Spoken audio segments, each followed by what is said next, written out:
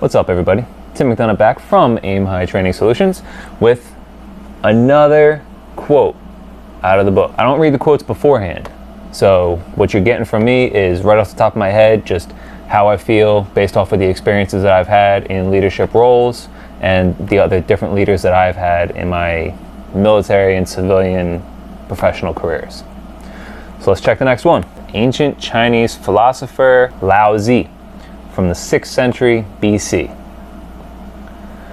A leader is best when people barely know he exists. When his work is done, his aim fulfilled, they will say, "We did it ourselves." This is actually something that I've been thinking about a lot lately. At work, in my work center right now, we just reorganized a bunch of duty titles, roles and responsibilities, that kind of thing. And I got a new duty title. And I am now what we call an NCOIC, or a non-commissioned officer in charge of a section within my work center. So it's cool, it's a good duty title, it looks good on your performance reviews, that kind of thing, so I'm excited about it. But I had to write my roles and responsibilities for it because, as I said, we were creating and making changes, it didn't really exist. We were doing the job, but we never identified an individual to run that section. So now we did, and I have that role. So as I'm writing the roles and responsibilities, I'm thinking about the fact that we had been operating this section for years without somebody identified as the leader. And it runs well. I think that our team that manages the curriculum section, me and the 4 other individuals, are the 5 best curriculum monitors in the Air Force. I'll put us up against anybody. And when you think about a leader, this is where your ego really has to be in check to be a good leader here. So think about what that quote says. A leader is best when people barely know he exists. Well, if you don't know the leader exists, then how do you know who answers your questions? How do you know who solves your problems? How do you know who the hero is going to be when everything comes burning down? If you are training your team on a regular basis, if you are actively involved in the people, invested in the people that are executing the mission that you're leading, you should not need to be at the forefront all the time. Now, in the last video, I talked about this a little bit being difficult for me, right? Delegating, because I will feel bad if I delegate tasks to people that I can do. But it needs to happen. I need to allow other people to take on some of those tasks so that they can achieve, so that they can get the processes down, so that they can learn the skills, because eventually they're going to replace me, right? I need to progress, they need to progress, and I need to move out of my spot so they can move into it. So I'm training my replacement. That's a good thing. Training your replacement is a great thing, because it shouldn't mean that you're getting fired. What it should mean is that you're progressing too. If I always have to be the last person to sign something, if I always have to give you a yes or no on a problem, before you execute any task in our environment, I have to be the one to sign it off, or I have to say go do it, or I have to tell you what to do. How effective of a group is that? How effective of a team is that going to be? It's not. It's super ineffective. If everything has to come through me, if everything has to bottleneck at me to actually be executed and get solved, then what are we doing? What is my team there for if I'm the one solving all the problems? Why don't I just fire them all and do it myself, right? You see leaders all the time that want their name on something so that people know that they led it, that they did it, that they were the boss of it. It's irrelevant. Why? Put the name of the people on there. Put the name of your teammates on there. One of the things that I do love about the aircraft maintenance world is, let's take an aircraft like the F-16. F-16 is a super cool airplane. It's got one engine, so if it goes out, it turns into a lawn dart, right? But when I was at Hill Air Force Base in Utah, we worked on F-16s. And I thought one of the coolest things about that was you have a pilot, the pilot goes in and the pilot flies. The pilot drops the bombs, the pilot shoots the guns, that's that pilot's aircraft. He or she loved that aircraft, that tail number, it's theirs. Right? It's like driving their own car, essentially, that's what it is. But they get their name on the side of the airplane, right? Major so-and-so, Colonel so-and-so, Lieutenant so-and-so, whatever. They get to have their name painted on the side of their aircraft. So I think that's cool, but that's the leader, right? The person who fixes the airplane we call them crew chiefs. The person who fixes the fighter jet, the F-16, also gets the name on their airplane. So you'll see under major or colonel or general or lieutenant, those officer people. You'll see staff sergeant, senior airman, technical sergeant, master sergeant. You'll see the enlisted people that are turning wrenches and fixing the aircraft. They get to put their name on the F-16 as well.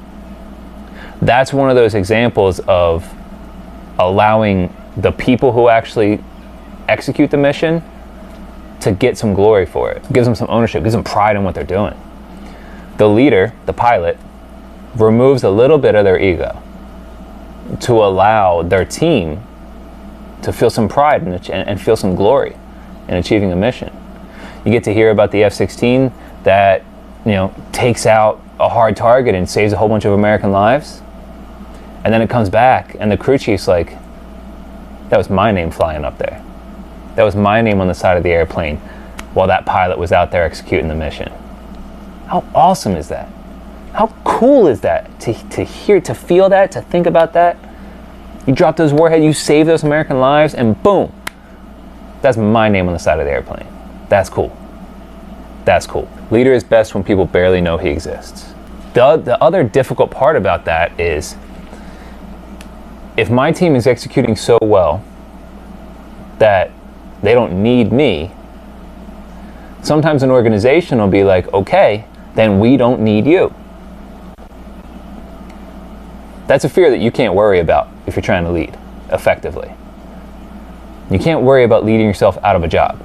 If you're leading so well that the team can operate without you in existence, and an organization decides, okay, cool, then we're going to remove your position because obviously it's not needed.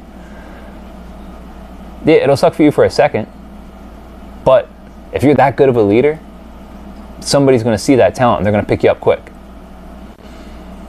And the organization that lets you go is going to feel that suffering fast, because they're not going to have that excellent trainer, that excellent leader in that position that they had him in. All of a sudden, that team that was operating efficiently without your help, you were giving them a lot of help, you just weren't taking the glory. You were the one who trained them into that position. You were the one who got them to execute at that level that they can execute at, right? So you take that pride in that, let them have that shine. You can't lead worried about leading so well that your boss decides you're irrelevant. Well, if everybody's always moving like they're scared, then nobody's moving. We're all standing still. You gotta have courage to be a leader. You gotta be brave. You gotta be willing to take risks.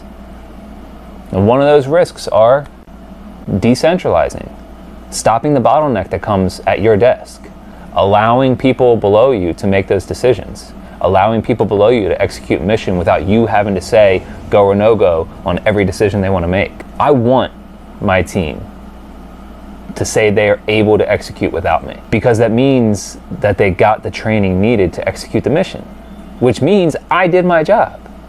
As the leader, I have to spend more time training than executing. I've executed myself into the leadership position. Now I gotta train. So I've been on leave for about 2 weeks now. I've gotten one phone call about, hey, how do you want this thing done? I've taught them how to do things along with other team members, right? I'm not saying I'm the only one training. I have other team members that train people. We have a fantastic team where I work. They don't need to check in with me for every decision they make. They have the confidence to execute correctly. They have the training and the skills necessary to execute correctly. And when I go back in next week, I'll check, but I guarantee they're all done correct. Virtually 100% across the board correct. And they did it themselves. And they're gonna feel like they did it themselves, and they're gonna believe that they did it themselves. And guess what? They did. They're gonna do a great job. They're doing it so far. I know they are. I want my team members to feel like they achieved because of them. If they feel like they needed me to achieve, then it shakes confidence a little bit. But if they feel, hey, yeah, I got the training, I didn't know the job before, Sergeant McDonough taught me how to do the thing, I did the thing, and I did it well, and I did it right, and I did it myself, that's their name on the side of the airplane. They get to feel that pride in being able to accomplish something. They get to feel the pride of being able to do a hard thing on their own. So that's our video today.